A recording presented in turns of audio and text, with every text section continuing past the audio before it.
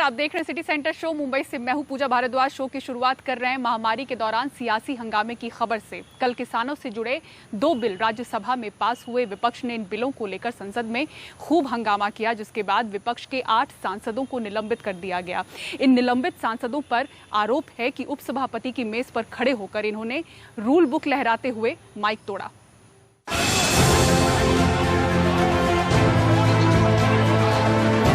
The following members be suspended from the service of the House for a period of the remaining part of the current session of their unruly behavior: Sri Derek Oberyn, Sri Sanjay Singh, Sri Rajiv Satov, Sri K.K. Ragesh, Syed Nazir Hussain, Ripun Bora, Ms. Dera Hussain, Elmaram Karim.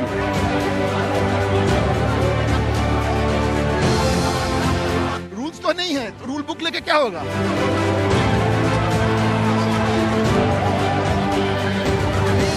Members of parliament जो 8 suspend किए, इनकी बहाली कीजिए, फिर house चल जाएगा।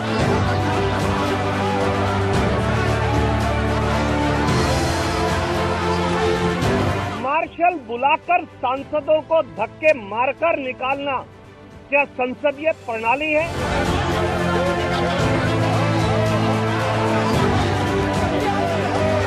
Mic तोड़े आप और आवाज बंद करें हम, धमकाएं आप, मार्शल को धक्का मारे आप, रूल बुक फाड़े आप और दोषी हम। ये कैसे संभव है?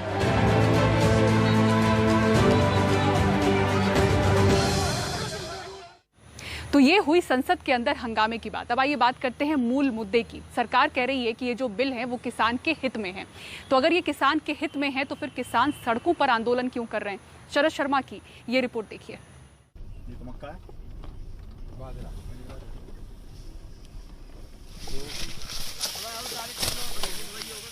हरियाणा के झज्जर जिले का छुड़ानी गांव। बाजरा की फसल तैयार है, कटाई चल रही है।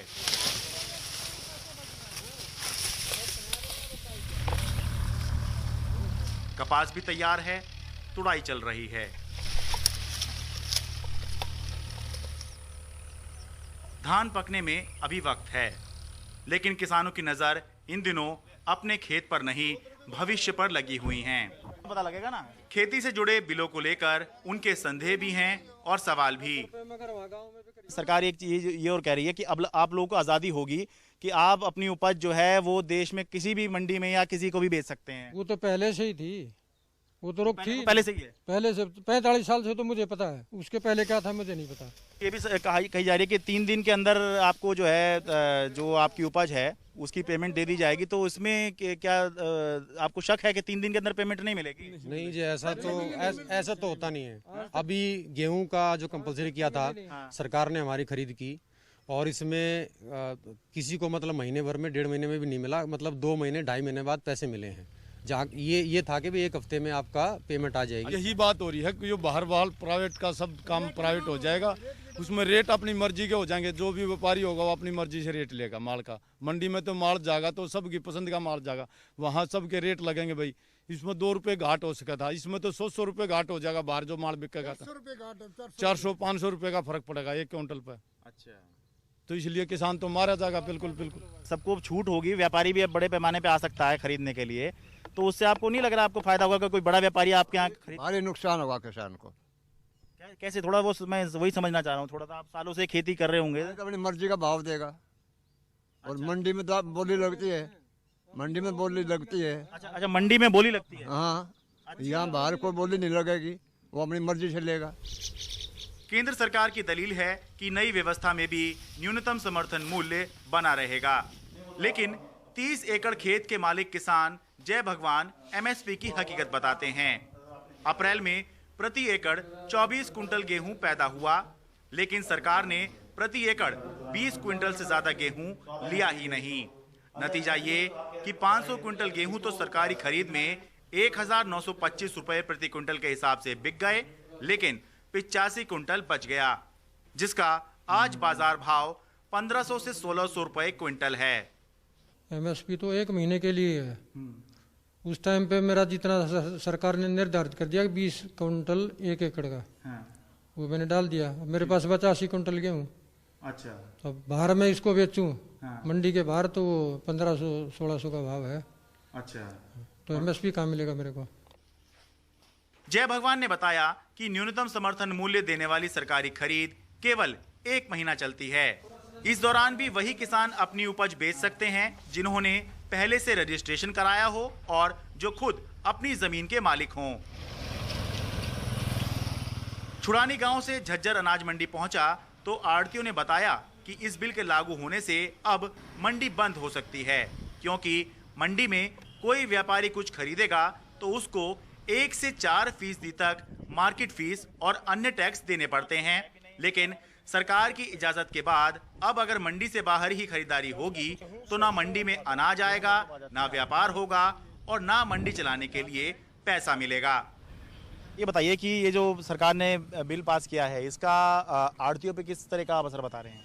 इस पे जो बिल पास किया है ये एक आड़ती को मारने वाला बिल पास किया है। जैसे जमींदार जो अनाज मंडी के अंदर लेकर आएगा, हाँ। उस पर 4% की फीस लगती है सर। अच्छा। और उसको आड़ती खरीद कर जैसे किसी आटा मिल को देगा, हाँ। तो उसने वो 4% इंक्लूड करके देना पड़ेगा। हाँ। अब उसको कोई बाहर से जैसे को खरीदेगा उस पर 4% की फीस नहीं है, हाँ। तो वो जो मिल में है उसको सस्ता पहुंचेगा तो वो यहाँ से किस लिए खरीदेगा सर?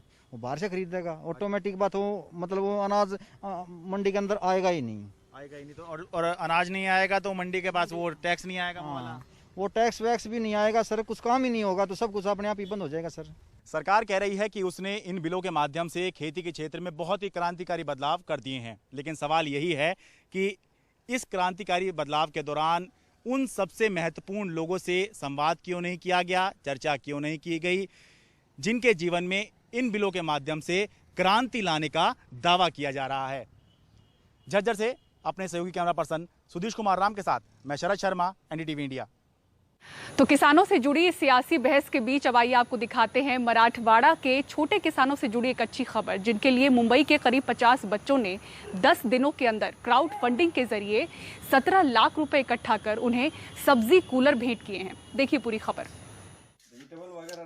महामारी के कठिन दौर में मराठवाड़ा के छोटे किसानों के लिए ये सब्जी कूलर बहुत ही मददगार साबित हो रहे हैं। करीब 1 हफ्ते तक ये अपनी उपज इसमें सुरक्षित स्टोर कर पाते हैं। ये कूलर बिना बिजली के चलते हैं और आईआईटी के पूर्व छात्रों की एक कंपनी ने इनको तैयार किया है। जब बेचने के लिए जाते हैं तो कम दाम में हम लोगों को बेचना पड़ता है, क्योंकि मार्केट में भी बहुत सामान आते हैं तो हम लोग सही रेट नहीं मिलता है हम लोगों को सही रेट। 8 दिन में जो 3 बार हम लेते हैं मार्केट में बेचने के लिए तो हमारा नुकसान हो रहा था। फिलहाल अभी 1500-2000 रुपया उसमें हम लोग और ज़्यादा हमारा कमाई हो रहा है। मार्केट में के रेट से भी हमारा जो 2000 नुकसान हो रहा था, 1500, 1700, 2000 तक नुकसान हो रहा है, अभी वो भरपाई हो रहा है इसी के लिए। तो ये हमारे लिए सबसे बेस्ट अच्छा चीज़ है। 1 हफ्ता के लिए रखने के लिए ये बनाया गया है। तो इसमें हम लोग अभी ये रेडिश यानी कि मूला रखे हैं। तो ये मूला ये कल तोड़ के रखे हैं। इसमें से सुबह थोड़ा वो गांव में बेच के आए हैं।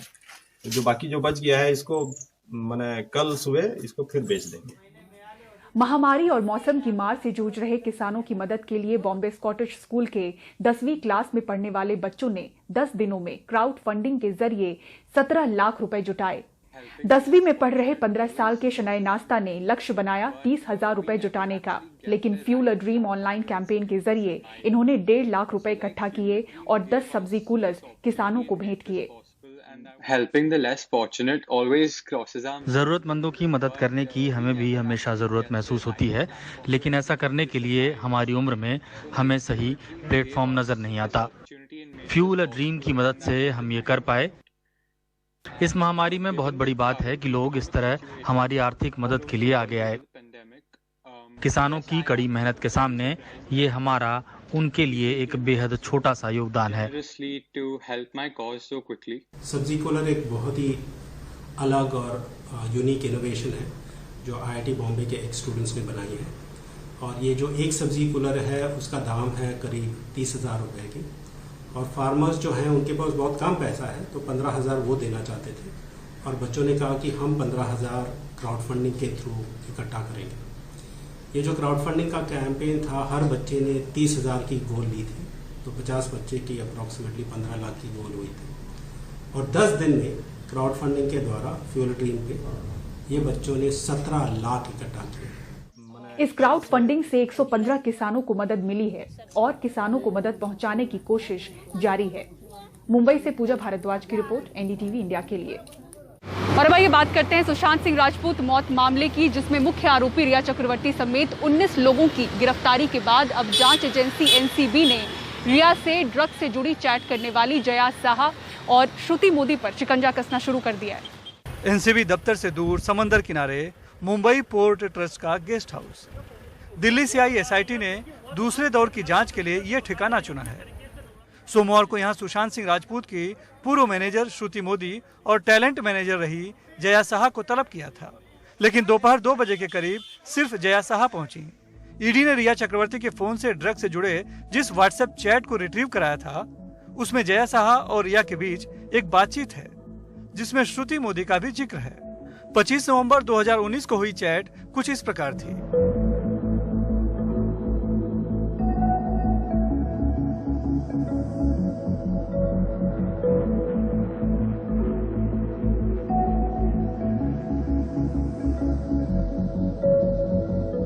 अब एनसीबी जानना चाहती है कि वो शख्स कौन है जिसे 4 बूंद देने की बात हो रही थी।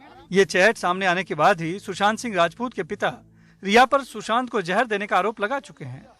रिया मेरे बेटे सुशांत को लंबे समय से जहर पिलाया करती थी, वो इसकी हत्यारी है। जांच एजेंसी को चाहिए कि रिया को और उसके सहयोगी को अविलंब गिरफ्तार करें और उसे सजा दिलाएं। जया साहा की 2 और चैट भी सामने आई है, जिसमें 2 अलग अभिनेत्रियों के साथ सीबीडी ऑयल का जिक्र है। सीबीडी ऑयल भांग के पौधे से निकाले गए तेल को कहते हैं। श्रुति मोदी और जया साहा से इसके पहले ईडी और सीबीआई भी पूछताछ कर चुकी हैं। ड्रग्स चैट के आधार पर ही एनसीबी अभी तक रिया चक्रवर्ती सहित इस मामले में कुल 19 लोगों को गिरफ्तार कर चुकी है, लेकिन इस सब का सुशांत सिंह राजपूत की मौत से क्या संबंध है, ये अभी तक साफ नहीं हो पाया है। मुंबई से कैमरामैन संतोष नागवेकर के साथ सुनील सिंह, एनडीटीवी इंडिया के लिए। और अब खबर मुंबई से सटे भिवंडी इलाके से, जहां से बड़ी खबर आज सामने आई। 3 मंजिला इमारत ढहने के बाद 12 लोगों की मौत हो चुकी है। राहत बचाव कार्य अब तक जारी है।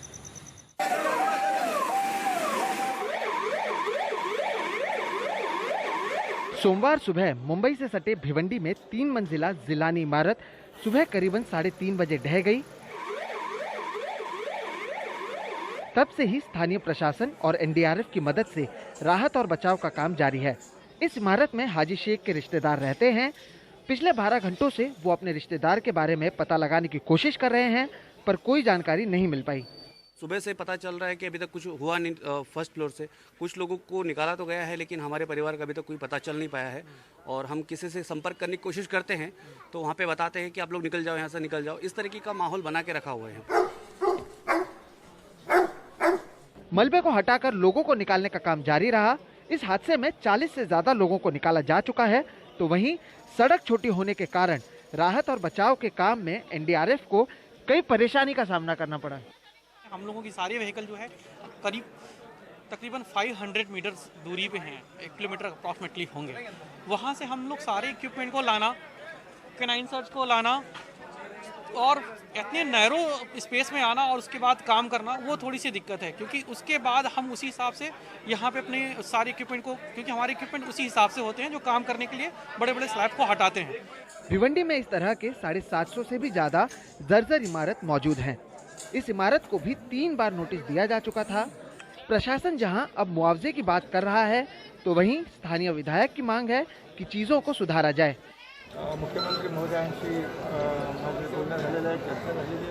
सरकार की तरफ से मृतकों के परिवार वालों को 5 लाख रुपए तक की मदद दी जाएगी। 5 लाख रुपए की मदद शासनाच्या वतीने दिली जाएगी। मुंबई में आप कम से कम ट्रांजिट तो देते हो। आप कहते हो कि घर खाली करके कहीं जाके रहे तो सही। यहाँ तो कोई ट्रांजिट नहीं, सिर्फ नोटिस है। 1 इलीगल बना कैसे? इन्हीं ऑफिसर्स की वजह से। तीसरी बात ये कि आप एक अच्छी क्लस्टर पॉलिसी लाइए, इंसेंटिव एफएसआई दीजिए। आपने बिल्डरों को कई राहतें दी हुई हैं, कोई बिल्डर यहाँ आता नहीं, इंफ्रास्ट्रक्चर है नहीं, तो सिर्फ एक अच्छी क्लस्टर रिडेवलपमेंट पॉलिसी बना के टेनेंट्स को प्रोटेक्शन देते हुए, इंसेंटिव देते हुए भिवंडी का रीडेवलपमेंट होना चाहिए, वही रास्ता है। हर साल मानसून में इस तरह के हादसे के बाद बयानबाजी और कार्रवाई की बात की जाती है, लेकिन इस सब के बीच सबसे ज्यादा भुगतना उन्हें पड़ता है जो ऐसे हादसों में किसी अपने को खोते हैं। भिवंडी से कैमरा पर्सन प्रवीण जिरोहित के साथ सोहित मिश्रा, एनडीटीवी इंडिया। गाजियाबाद में महामेधा कोऑपरेटिव बैंक डूबने से 37,000 ग्राहकों के 100 करोड़ रुपए डूब गए। ग्राहक अब अपना मूलधन पाने के लिए वित्त मंत्रालय से लेकर पुलिस तक के चक्कर काट रहे हैं और अब 3 साल के बाद जाकर पुलिस ने बैंक के डायरेक्टर समेत 24 लोगों के खिलाफ मामला दर्ज किया है। नोएडा के सेक्टर 49 के महामेधा कोऑपरेटिव बैंक में ताला लगे 3 साल से ज्यादा हो गया। अब कुलदीप और शादीलाल शर्मा जैसे हजारों ग्राहक अपना पैसा पाने के लिए बैंक और उसके मालिकों के घरों के चक्कर लगा रहे हैं। शादीलाल शर्मा का एक हाथ नहीं है। सरकारी नौकरी से रिटायर होने के बाद उनकी जिंदगी भर की गाढ़ी कमाई के 15 लाख इसी बैंक में थे, जो अब लगता है कि डूब चुके हैं। ऐसा 1 लाख रुपया इंश्योरेंस का मिला है, बाकी 15 लाख रुपया मेरा अभी बैंक में है। अच्छा। हाँ जी, आज की तारीख में जो ये कह रहे हैं जी हम तुम्हें रिकवरी करके देंगे, जिन लोगों ने बैंक में घपला किया उनकी रिकवरी संपत्ति की करेंगे। अब तो सर हम यही चाहते हैं कि इनकी रिकवरी करी जाए, इनको जेल भेजा जाए और ग्राहकों का पैसा लौटाया जाए।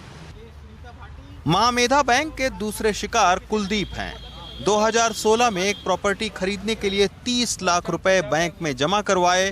अब इस रकम का डिमांड ड्राफ्ट बनवा कर दूसरे को दिया तो पता चला कि ड्राफ्ट ही बाउंस हो गया।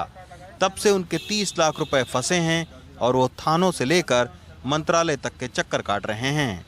सर हमने यहाँ पे वित्त मंत्रालय के धक्के खाए, गाजियाबाद प्रशासन के धक्के खाए, बैंक के धक्के खाए और हमने क्या कहते हैं जहाँ जहाँ पहुँच जा सकती थी वहाँ हम गए कि जहाँ पे हमारी सुनवाई हो सके। 3 साल की लंबी लड़ाई के बाद अब महामेधा बैंक के प्रबंधकों समेत 24 लोगों के खिलाफ मामला दर्ज हुआ है। लेकिन 37,000 लोगों के 100 करोड़ रुपए डकारने के बाद भी महामेधा बैंक के कर्ता धर्ता ग्राहकों को जान से मारने तक की धमकी देते थे। मेरे 38 लाख रुपए इस बैंक में हैं और इस समय कोरोना का महामारी चल रही है। हम तो पिछले 3 साल से परेशान हैं।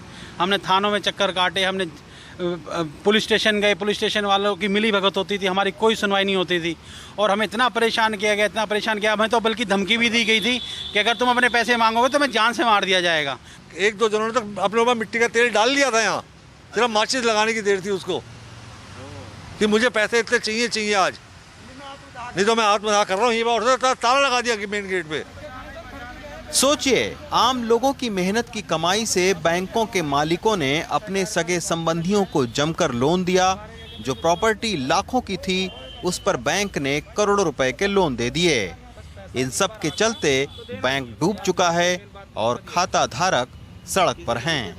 ये ऐसे लोग हैं जो अपनी जिंदगी भर की कमाई बैंकों में इन्होंने जमा किया कि जब आर्थिक मंदी या कठिन दौर से वो गुजर रहे होंगे तब वो बैंकों से पैसा निकाल कर अपने जीवन को आगे चलाएंगे। लेकिन ये बैंक डूब गया और अब ये लोग अपना मूलधन पाने के लिए भी फाइनेंस मिनिस्ट्री से लेकर गाजियाबाद पुलिस तक के चक्कर लगा रहे हैं। नोएडा से सचिन गुप्ता के साथ रवीश रंजन शुक्ला, एनडीटीवी इंडिया। और भारतीय नौसेना के इतिहास में पहली बार 2 महिला अफसरों की तैनाती जंगी जहाजों के डेक पर होंगी। इन दोनों महिला अधिकारियों से बात की हमारे सहयोगी विष्णु सोम ने। We'll be deployed on the multi-role helicopters. So our work is regarding the sensors and weapons. We'll be operating them. We are really lucky, and yes, this has never happened before, but this will happen from now onwards, and we are very proud because we are going to be the first. और इसी के साथ city centre show में रुक रहे एक break के लिए, लेकिन आप कहीं मत जाइएगा। ब्रेक के बाद आपको दिखाएंगे 6 महीने के बाद खुला ताजमहल।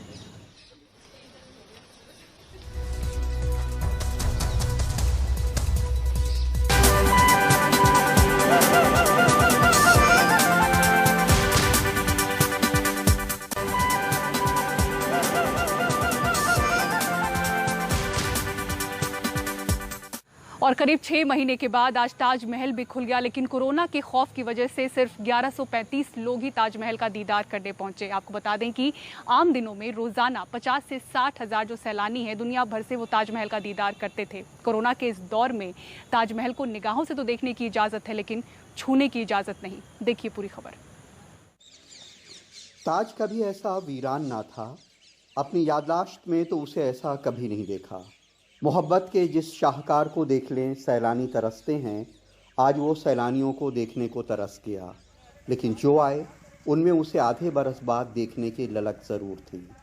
बहुत ही ज़्यादा है एक्साइटमेंट, और जो है हम लोग घूमने आए हैं यहाँ पे, और बहुत दिन के बाद आए हैं घूमने के लिए, और बहुत दिन के लॉकडाउन के बाद खुला है इतना, इसलिए आए हैं घूमने के लिए। हम लोग को बहुत अच्छा लग रहा है यहाँ पे। देश और दुनिया के सबसे ज़्यादा सैलानी ताजमहल देखने आते हैं।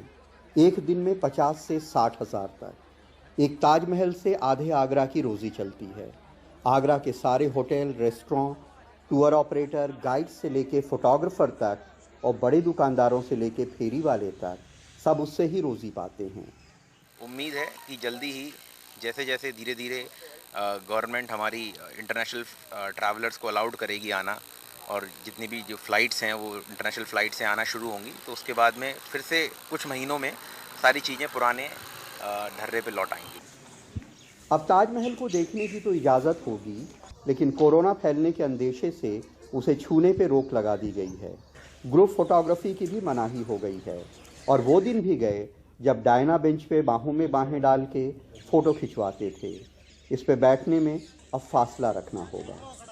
कुछ जगहों पे हमने अलग से बोर्ड लगाए हैं कि समूह में फोटोग्राफी नहीं होगी, ताकि सोशल डिस्टेंसिंग को मेंटेन किया जा सके। बेंचेस पे भी बैठने के लिए हमने अरेंजमेंट किए हैं। जो फेमस डायना बेंच जिसको कहा जाता है फोटोग्राफी के लिए, उसको हमने लेमिनेट किया है, और ताकि उसको टाइम टू टाइम हम सैनिटाइज कर सकें। लेकिन इन सारी बंदिशों के बाद भी ताज अपनी सारी कशिश के साथ जलवागर है। ये ताज तो वो ताज है जिसके लिए बिल क्लिंटन ने लिखा था कि इस दुनिया में दो तरह के लोग हैं, एक वे जिन्होंने ताज देखा है और दूसरे वो जो ताज नहीं देख पाए। आगरा में नसीम के साथ कमाल खान, NDTV इंडिया। और इसी के साथ सिटी सेंटर शो में मुझे दीजिए इजाजत, लेकिन खबरों के लिए देखते रहें NDTV इंडिया। नमस्कार।